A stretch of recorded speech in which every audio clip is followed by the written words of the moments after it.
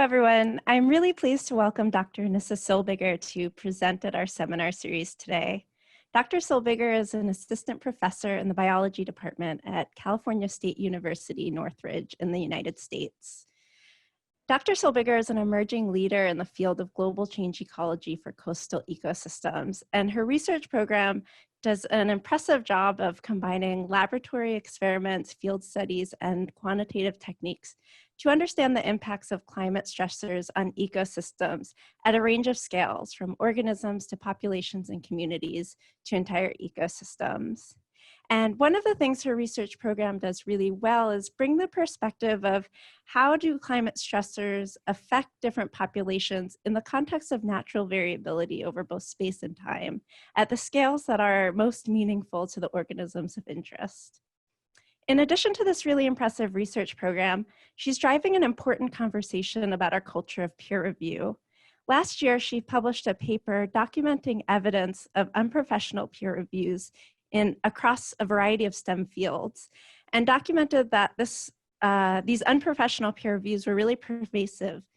And not only that, they disproportionately affect underrepresented groups in STEM. And this is an extremely important problem that we need to be discussing. And I know that this paper in particular has sparked conversations all over the world about how do we really decrease the gap in our STEM fields for underrepresented groups. So now please virtually welcome Dr. Solbiger. I'm really excited to hear her talk, as I'm sure all of you are. Thank you so much, Jamie, for that introduction. And thank you all for Zooming in today. I have to say, this is the first time I've ever given a talk in the future, which is quite exciting. As Jamie said, my name is Nissa Solbiger. I'm a professor at Cal State University, Northridge. And today I'm going to talk to you about fingerprinting coastal oceans, connecting climate change, natural variability, and biological feedback. So projecting how coastal ecosystems are going to change in the future is really complicated. And it's complicated for many different reasons, but one of the major issues is that coastal ecosystems persist in these highly variable and dynamic environments with respect to lots of different parameters. However, the majority of our experimental designs and a lot of our projections are based off of stable conditions, which are much more analogous to what's going on in the open ocean. So if we want to be able to predict how our coastal ecosystems are going to change in the future, or in response to any environmental or anthropogenic stressor, we need to get a better grasp on the natural variability of those systems, what's driving that natural variability, and how it affects ecological processes. So I'm going to give you a personal example about how variability affects me every single day. I live in the Valley in Los Angeles, and for those of you that are familiar with 90s American pop culture, it is the location of where Clueless is based off of. And here in the Valley, we have a temporal variability that's relatively mild with respect to temperature over the year. So on average, in our coldest months, we see around 53 degrees Fahrenheit, where in our warmest months, we see around 90 degrees Fahrenheit. And this is a range of 30 degrees Fahrenheit throughout the year, which is not that extreme relative to lots of other places on Earth.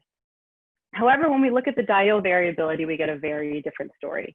So for example, this is a picture of me in my home office.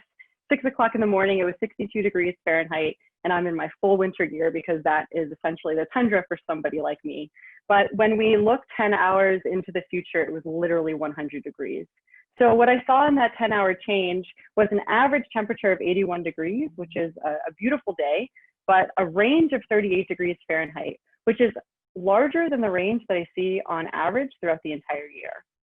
So if I want to be able to predict how, let's say, my productivity might change in the future, especially as a pre-tenured professor, I need to not only incorporate these mean changes in temperature, but that natural variability as well. And so coastal ecosystems are no different. They persist in these highly dynamic and variable environments with respect to lots of different environmental parameters: temperature, pH, oxygen. But as my title might suggest, the parameter that I'm going to focus on the most today, and one of the reasons why I'm really interested in better understanding pH, is because it not only affects ecological processes, but it responds to it. So this is an image of pH throughout the globe in the 1850s, essentially before humans started having a huge influence on the carbonate chemistry of our oceans. And the lighter colors are lower pHs and the darker colors are higher pHs. And you can immediately see that there is high spatial variability where around islands and coastal zones, we tend to see different pH than in the open ocean. And this is due to a combination of both physical drivers such as upwelling and biological drivers as well. And so if we want to be able to predict how pH is going to change in the future, we need to get a better understanding of the natural drivers of pH variability and how that pH in turn is going to affect ecological processes. So there's lots of different ways that pH can be variable in coastal ecosystems, and so temporally variable is one of them. These are data from Hoffman et al. 2011 showing several 30-day time series for different coastal sites relative to the open ocean. So we have 3 coral reefs, 2 kelp forests, 2 estuarines, 2 upwelling, and 2 Antarctic. And what you can immediately see is that all of these sites are really variable relative to the open ocean. And the patterns in their variability is really different from one another. Again, this is driven by both physical and biological processes interacting to affect this variability. So in addition to being temporally variable, pH is also highly spatially variable. These are data that was collected by a master's student at the University of Hawaii, Katie Lubarsky, who looked at pH variability in 2 coastal sites in Honolulu Bay, Hawaii. This is the coastline, just to orient you. The bluer colors are lighter pHs, the redder colors are higher pHs, and this is about a square kilometer. And you can see that on the smaller spatial scale, even you can see this high variability in pH. At this particular site, a lot of this variability is driven by submarine groundwater discharge that brings low pH water to the surface, and it can also change the biological processes which affect pH as well. And so when I talk about biological drivers of pH variability, I'm focusing mostly on photosynthesis and respiration.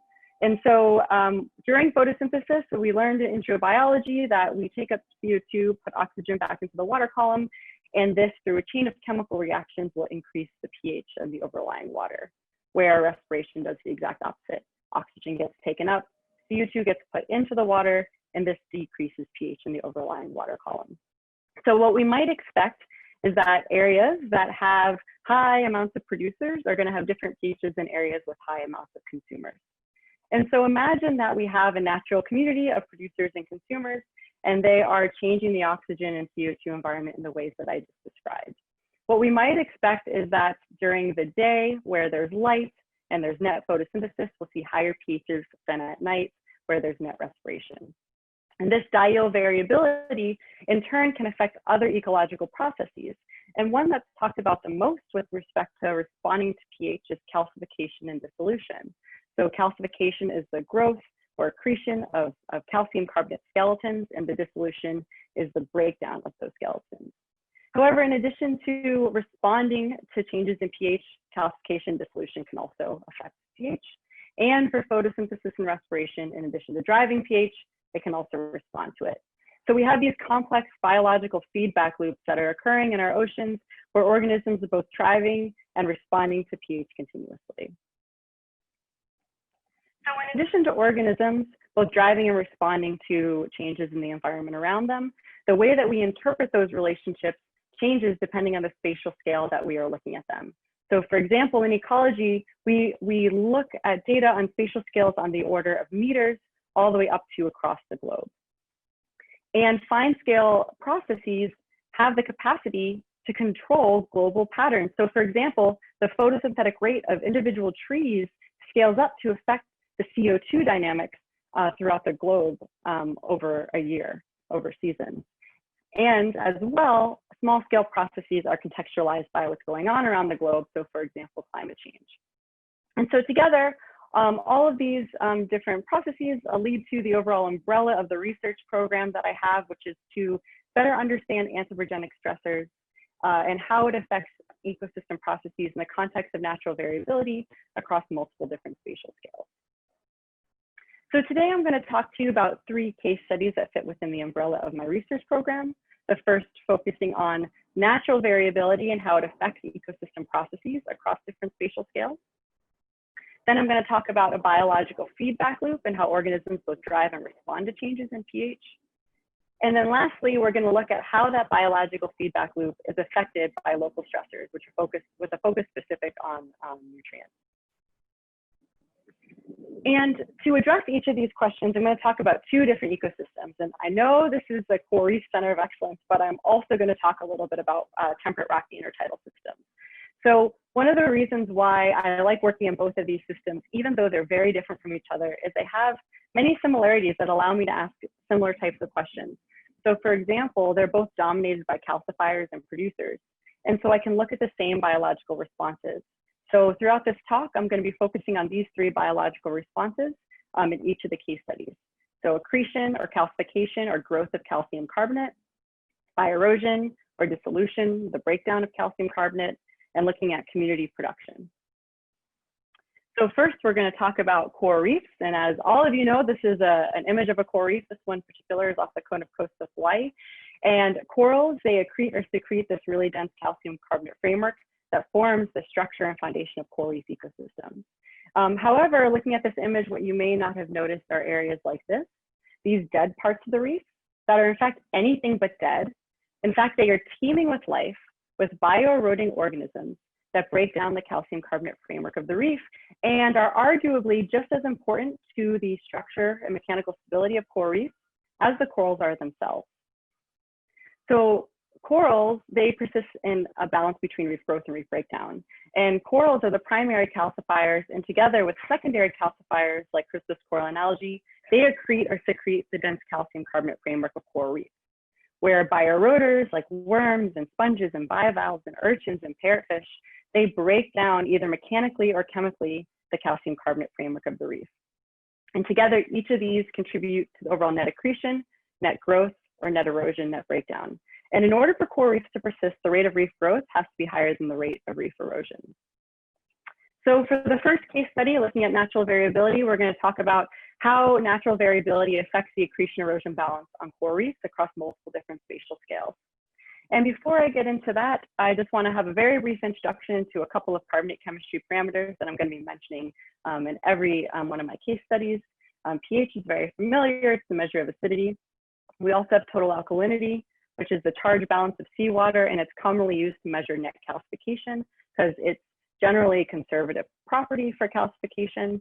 And then we also have dissolved inorganic carbon, which is the total amount of inorganic carbon in the seawater, and it's commonly used to measure net community production.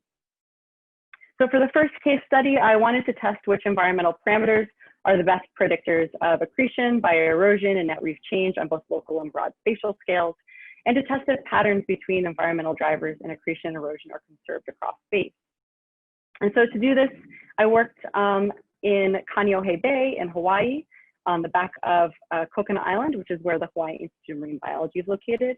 And the local scale study was on a very short 34-meter transect, which is about a third the size of an American football field. And it ranged from about 1 to 5 meters in depth. And the way I measured accretion and bioerosion was by using blocks of dead Porites lobata to act as a settling substrate for organisms to bore into or other calcifiers to settle onto. And I measured changes in accretion and erosion using micro-CT. So micro-CT technology or CAT scanning technology is commonly used in the medical field to look at skull fractures, so I thought it'd be a really great way to look at bioerosion scars. And so what you're looking at right now is a 3D visualization looking inside and outside of one of these blocks non-destructively at around a 50 micron resolution, which is approximately the resolution of a piece of human hair. And so we scanned these blocks before we put it on the reef, left it on the reef for a year, and then scanned them again. And this is that exact same block. You can see bites on the outside here from parrotfish. You can see holes that are in the middle of the block that are from bioeroding worms. And you can see some settlement on the outside from Christos coralline algae. And so one of the things that we can do with this is get a really accurate idea of the overall net change in volume of these blocks. But I wanted to take it one step further, so I wrote a program that allowed me to digitally align and subtract these images such that I could separate out accretion and erosion from the blocks. So this video over here is highlighting just the accretion. You can see the white all on the outside. This is settlement of Christos coralline algae. And then over here, we can see erosion on the outside. The white, this is loss. So these are bites from parrotfish, and these tracks on the inside are boreholes from different bioeroding worms. And so the question is, do we see differences in accretion and bioerosion and net reef change along this small reef transect? And is it driven by differences in natural variability? So to measure the environment, we took discrete water samples and continuous temperature directly over each block for total alkalinity, pH, nitrogen, and phosphorus, and chlorophyll A. We did this at 8 a.m., 2 p.m., 8 p.m., and 2 a.m. to get an idea of the diel variability, and September, December, and April to get an idea of the seasonal variability. And I'm just going to show you the pH results. On the x-axis, we have inshore to offshore, 0 to 34 meters. Y is pH on the total scale from 7.6 to 8.1. Blue is 8 a.m., red is 2 p.m., green is 8 p.m., and white is 2 a.m. And this is for September, December, and April. And what I generally want you to get from this is that we see on just a 34-meter transect really different pH environments. So we have really high variability closer to shore, and then as you get further offshore, just 30 meters away, it stabilizes. And so we see differences in both the variance and the mean in pH across this small transect. And so in order to rank different environmental parameters to see what are dominant drivers of accretion, erosion, and net change, we use the model selection approach. And this approach we can essentially think of as each model as an independent hypothesis, where we already know that a lot of these parameters affect accretion and erosion, and we're trying to rank those hypotheses to see which are the dominant drivers. So we had hypotheses about temperature, pH, resource availability, depth and distance from shore, which is essentially a proxy for the hydrodynamic gradient, and then we compared that all to a full model with all the different environmental parameters. And as you might imagine, a lot of these parameters are collinear, so that is a problem for linear models. So in order to deal with that, we took a residual approach where we regressed each environmental parameter against depth and distance from shore and took the residuals from that parameter. And so the positive residuals essentially mean that the parameter we were looking at, so let's say pH, is higher than what was expected by the depth and distance gradient, and negative residuals means it's lower. So you can think about it as positive anomalies and negative anomalies along that transect.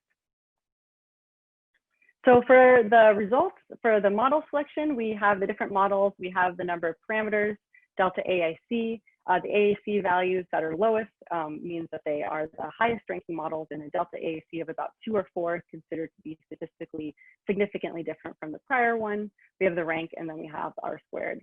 And so for accretion, we saw that the highest ranking model was depth and distance from shore, explained 23% of the variance in the data, and this is what that looks like graphically. So essentially, we see that as we move further offshore and as we get deeper, we have higher accretion rates. And so there's a couple of different mechanisms that could be driving this. It could be differences in water motion and light. The patterns are opposite of what I might expect from light, so it's likely that water motion is driving these patterns in accretion, and this makes sense with a lot of studies that show that water motion is really important for accretion on coral reefs. When we look at bioerosion, we see a completely different story.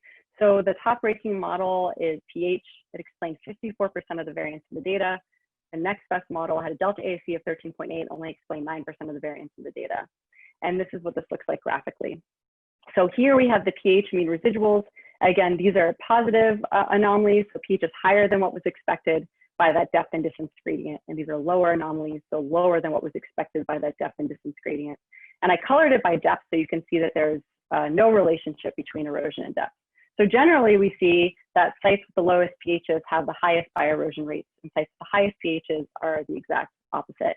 And so some of the mechanisms that could be driving this are that it's hypothesized that if we lower the pH of the overlying water column, many of these bioeroders are chemical eroders that secrete a low pH compound at the site of erosion, and we might be making it metabolically easier for them to erode the coral skeleton.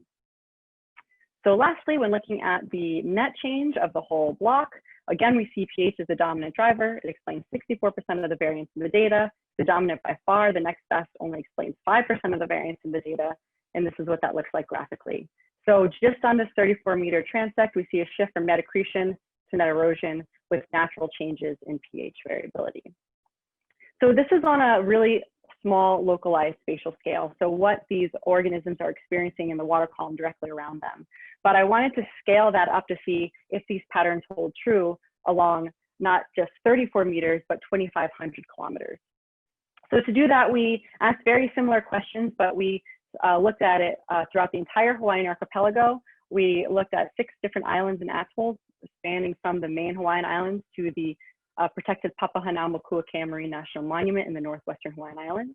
We have Maui and Oahu, which are on the main.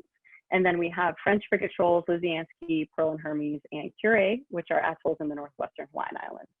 And a lot of people think of Hawaii as this tiny little speck in the middle of the Pacific Ocean, but it's actually, this is a massive environmental gradient. So for example, if I were to put the gradients that I worked on for this site, where the furthest southwest site is here in Townsville, the furthest site that I have in Kure is all the way out in the Timor Sea. So imagine or think about the gradient that you see traveling from essentially Eastern Australia to Western Australia. And that is really analogous to what we're seeing across the environmental gradients in the Hawaiian archipelago. So again, the experimental setup that we have over here, similarly, we're using these bioerosion blocks that we put out on the reef for a year, using micro-CT to analyze accretion, erosion, and the percent change in volume of the blocks. We had 5 blocks per site at 29 sites, so a total of 145 blocks spanning the 2,500 kilometer gradient. For the environmental data, instead of just comparing 6 different hypotheses, we scaled that up quite a bit too. We had 23 different environmental parameters where we used the model selection approach again to look at different sea surface temperature, wave energy metrics, carbonate and nutrient chemistry, herbivorous fish biomass, and benthic cover. And again, all of these different parameters are shown in the literature to somehow affect either accretion or bioerosion or both. So to show you the results, instead of showing you delta AACs, I'm showing you AAC weights because it's just a little bit easier to interpret when you have lots of models that you're comparing. And one of the ways to interpret this is if you have an AAC weight closer to 1, you can think of it as a relative probability where there's likely to be 100% chance that that model is the best of your candidate models, where AAC weight of 0 means there's almost a 0% chance that that model is the best of your candidate models. And I'm just going to show you the top 3 of the 23 models. And they're going to be colored chemical drivers in pink, physical drivers in yellow, and biological drivers in blue. So when we look at accretion here, we see that carbonate chemistry seems to be the dominant drivers of accretion rates throughout the Hawaiian archipelago. For bioerosion, we saw that it was herbivorous fish biomass, and it seemed to be the highest ranking one by far. And then when we look at percent change in volume, we see a combination of the things that drive accretion and erosion, which makes sense. So there's a couple of different things to take away from this. In the last study, we saw different drivers of accretion and erosion on a small spatial scale. We're seeing that again on a large spatial scale. But when we look at the explanatory power, so these are R-squared values, they're relatively low compared to the first study I showed you, which had R-squared values up to 0.64. So along this broad spatial scale, we're seeing R-squareds of around 0.17 at the highest. But the next question is, are these patterns actually conserved across space? If I go to multiple locations, are these top 3 environmental drivers going to continually come out as dominant drivers of accretion and erosion?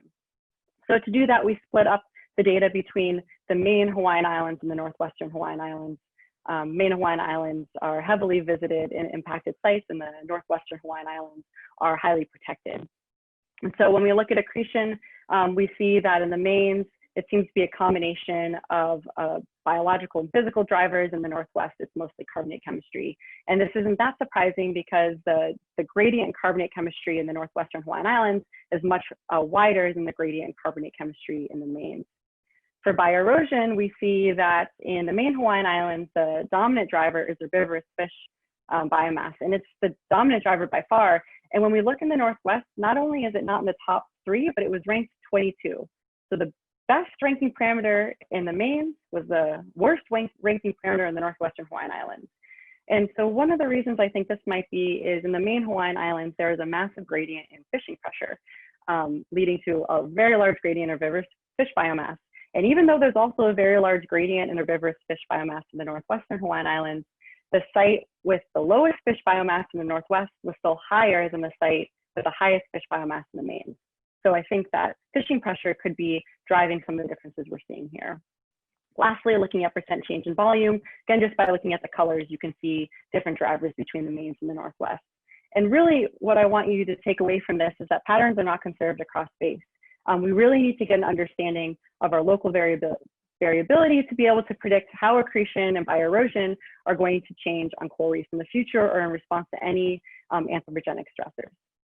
So in conclusion, for this first case study, we saw that no matter what scale we looked at, whether it was local or really broad, that the drivers of accretion and erosion were really different. So we need to look at these processes separately to better understand how the accretion erosion balance might shift in the future. Also, we saw that accretion and erosion drivers are not conserved across space, as we saw really different drivers between the main Hawaiian Islands and the northwestern Hawaiian Islands. We also saw that small-scale physical chemical processes could be really important for the accretion erosion balance. We saw large spatial gradients in pH on just a very small spatial scale, and that 34-meter gradient drove shifts in accretion and bioerosion with R-squareds of up to 0.64. Lastly, we see that micro-CT can be a powerful monitoring tool, and this monitoring tool was picked up by NOAA, used to monitor bioerosion rates throughout the Pacific. So for the first case study, I focused on how the environment is affecting an ecological process. So now for the second case study, we're going to flip it on its head and talk about how ecological processes change the environment around them. And so to do that, I'm going to talk a little bit about rocky intertidal systems here on the west coast of the United States. And these are really cool systems because they are exposed to both marine and terrestrial environments. And within rocky intertidal systems, we have tide pools, which are kind of the perfect ecosystem to look at biological feedbacks because they're separated from the ocean during low tide. They're like the natural mesocosms of the sea, where we can quantify and look at changes in the community composition within each of these pools and see how it affects the environment around them. So for this next case study, I wanted to test the relative importance of biological and physical drivers of pH variability within these tide pool systems. And I wanted to determine how pH variability affects ecosystem functioning with a focus on net ecosystem production, net ecosystem calcification. And again, I worked at multiple different spatial scales, both within and across a large latitudinal gradient. I had 4 sites spanning the west coast of the US, from down in Orange County in Southern California at Corona del Mar. And then we had 2 sites in Central California in Monterey Bay and in Bodega Bay, and then a site up in Central Oregon called Bob Creek. And at each of these sites, I had between 13 and 15 tide pools for a total of 57 tide pools where I wanted to monitor for biological feedbacks. So to see how different physical and biological drivers might affect pH variability, I measured community composition by looking at the percent cover of all sessile organisms within these tide pools, as well as counting all the mobile organisms within them as well. I also took a set of different physical attributes, looking at the size of the pool as well as the tide height within the rocky intertidal. And so broadly, we can see that there are broad changes in the overall general community composition of tide pools following a latitudinal gradient. This is from south to north. White is bare rock, dark green is fleshy algae, pink is crustal coralline crust, brown is non-coralline crust, light green is surf grass, and gray are invertebrates, mostly mussels and barnacles. And there are some patterns you can see emerging where we tend to see more fleshy macroalgae and a higher cover of invertebrates in the tide pools up north, and we tend to see a higher cover of the crustal coralline algae further down south. And in addition to broad gradients in the community composition, there's also large gradients within each site. So this is a non-metric multidimensional scaling analysis. Each of these dots represents the community composition of each tide pool at the species level, and dots that are closer together are more similar than dots that are further away. And so you can see within the site, the spread's quite large as well, and certain patterns emerge where the sites that are furthest away from each other are really different than the ones that are closer. So here's Bob Creek up in Oregon. Here is our Southern California site, Corona del Mar, and then here's our 2 Central California sites. So to measure pH variability and ecosystem metabolism, we again collected water samples throughout day and night. During the low tide, we collected water every hour over a 6-hour period, both in the light and in the dark, at all the tide pools and the adjacent ocean. We collected data for pH, total alkalinity, nutrient, salinity, and oxygen. We had continuous measures for light intensity and temperature. And so for the first set of data, this is the pH in the adjacent ocean going from south to north. This is during the day, this is in the middle of the night. And nothing really jumps out at you here when we're just looking at the adjacent ocean samples. But when we throw in the pH from the tide pools, we see some really interesting patterns. First, let's look up here at Bob Creek. There are some pools that change their pH from a pH of 7 to 9 in 6 hours. This is 2 pH units in 6 hours. We are expecting to see a drop of pH of 0.2 units in 100 years in the global ocean. So what these organisms are experiencing is really extreme with respect to pH. And in addition to really wide ranges of pH in some tide pools, we also see flat lines in others. So this is within a site. These pools are only a couple meters from each other, and we see really different patterns.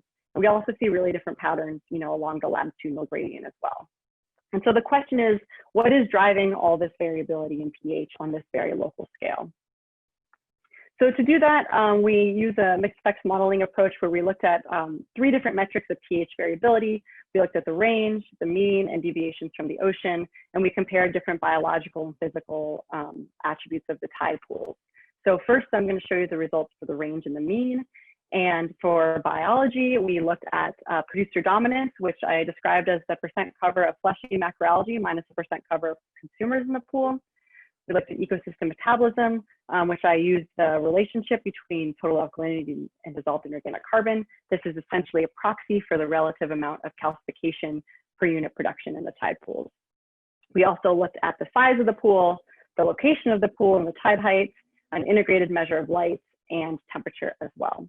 And so when we look at the range, these are standardized effect sizes, and if the lines overlap 0, that means they're not statistically significant. We generally see that the biological parameters are what comes out to be significant and the physical parameters do not. This was really surprising to me, honestly, the first time I looked at it, because I thought that pool size was going to be much more important, because I had tide pools that ranged from on the order of around 30 liters to 250 liters. But it seems that the community composition of the pool is so dominant that it tends to mask the physical drivers of pH variability that we might expect to see. So also looking at the mean, I also added an interaction between day and night, because different processes happen during the day and night that could affect pH. And again, we see quite consistently that biological drivers of pH come out to be the largest effect size and the most significant. So here's what this looks like graphically. So on the x-axis, we have producer dominance. So negative values means that they were dominated by consumers. Positive values meant the pools are dominated by producers.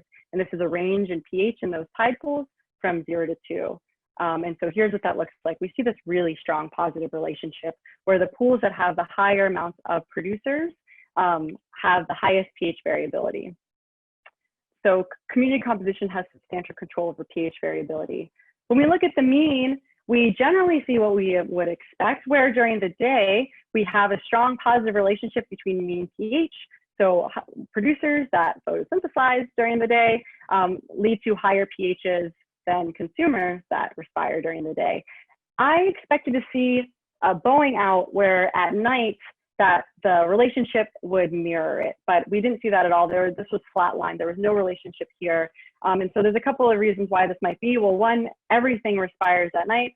But the other is that in these tide pools, the oxygen is being taken up very quickly and they move to being relatively hypoxic over a short period of time. So respiration could be limited by the oxygen availability in those pools, which then essentially limits how low the pH can go.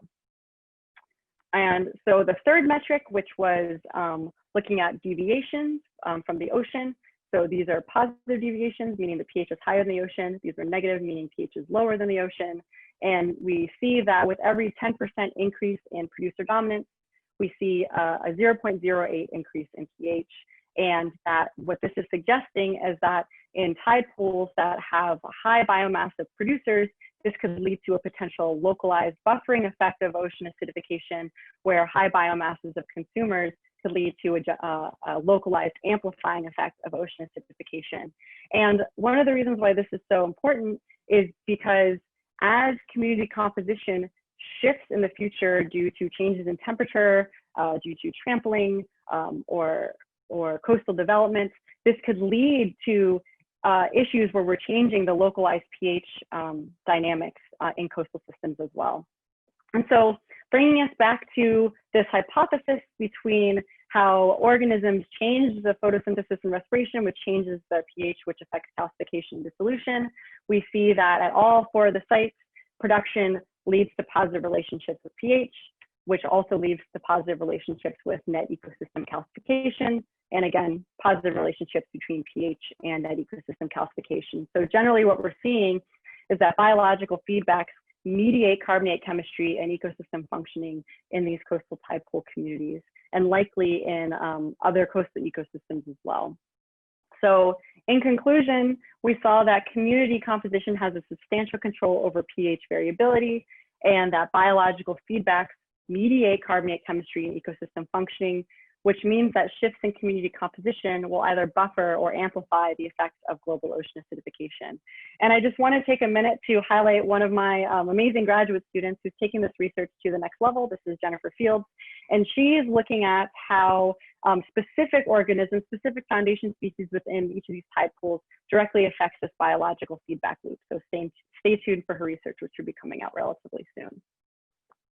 So for the last case study, I'm going to talk about how this biological feedback loop is basically affected by local stressors with a focus on nutrient pollution.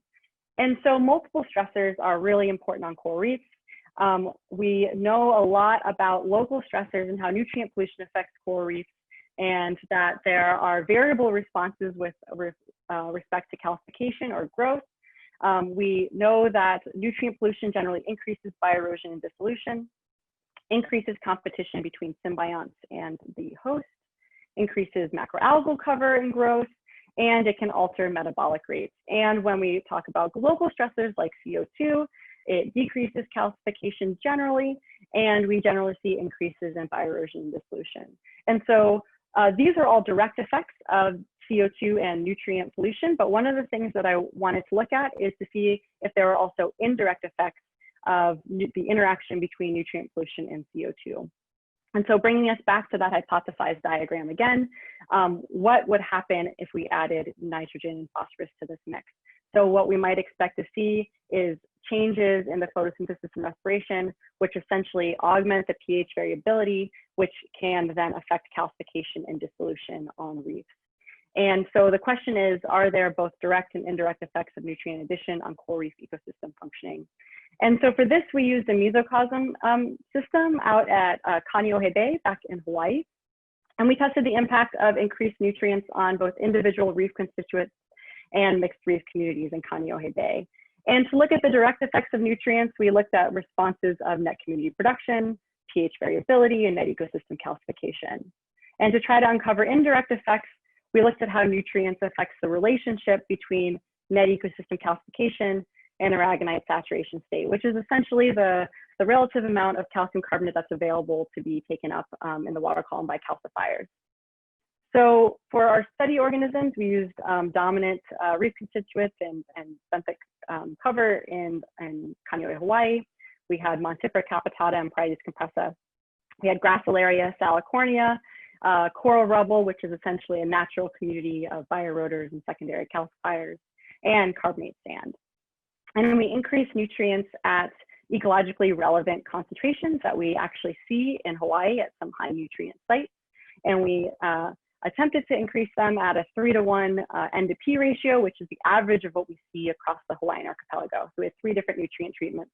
And this was a press experiment where we used peristaltic pumps to consistently pump nutrients into each of the mesocosms for a 6-week time period.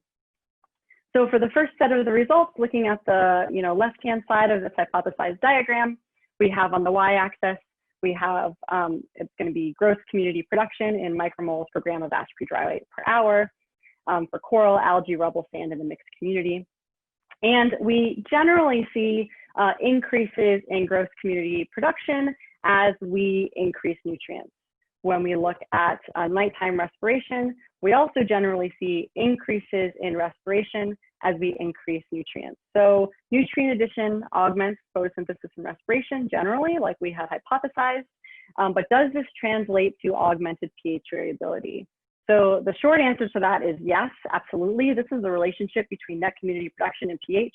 There is a ridiculously strong relationship here. And I don't have time to show you this, but if I show you the diel diagrams, it looks like that beautiful up, down, that is exaggerated in the higher pH, and it is minimized in the, a higher nutrient minimized in the ambient nutrient condition. So the next question then is, does this pH variability then affect net ecosystem calcification? So here, this is net ecosystem calcification. The dashed line represents where it shifts from net calcification to net dissolution. Notice that the axes are very different in each of these graphs. And so in all of these cases, we see that as we increase nutrients, we decrease net calcification, essentially. And one thing to highlight over here is in this mixed reef community, we saw shifts in very low increases in nutrients from net calcification to either net zero or net dissolution. So really small amounts of nutrients can have a very large impact on the accretion erosion balance of coral reefs. So nutrient addition decreases calcification, but is this relationship mediated by pH? We know there's lots of research out there that shows that there are, in fact, direct impacts of nutrient addition on the physiology of corals, but is there also a biological feedback loop that could be mediating this?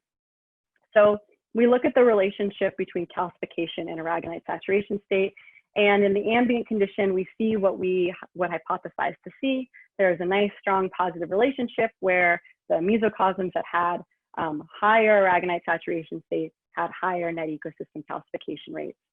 However, as we increase nutrients, we see a flattening of this relationship where the relationship is essentially disrupted. And even at these really high aragonite saturation states, this is really high for coral reefs, the organisms that are living in the high nutrient conditions just cannot calcify nearly as much as these organisms that are living in these lower nutrient conditions. And when we look at all the different constituents, we see the same relationships. And so what this is suggesting is that nutrient addition has the capability to disrupt natural carbonate dynamics on coral reefs. So in conclusion, we see that net ecosystem calcification rates declined in response to nutrient addition in all substrate types, that nutrients disrupted the relationship between aragonite saturation state and net calcification, that there's likely to be both direct and indirect pathways interacting to affect NEC at high nutrient sites, and that moderate increases in nitrogen and phosphorus have the capacity to seriously alter the accretion erosion balance of coral reefs. And again, I want to feature another one of my fabulous students. This is Danielle Becker, who is also really interested in nutrient pollution, but instead of looking at the interactions with pH, she's looking at interactions with temperature. So stay tuned also for some of her research, which should be coming out shortly. So just to bring it all together, we generally saw that small spatial scale variability is extremely important for coral reef processes, that community composition has commanded control over pH variability, and that nutrient enrichment can disrupt carbonate dynamics on coral reefs.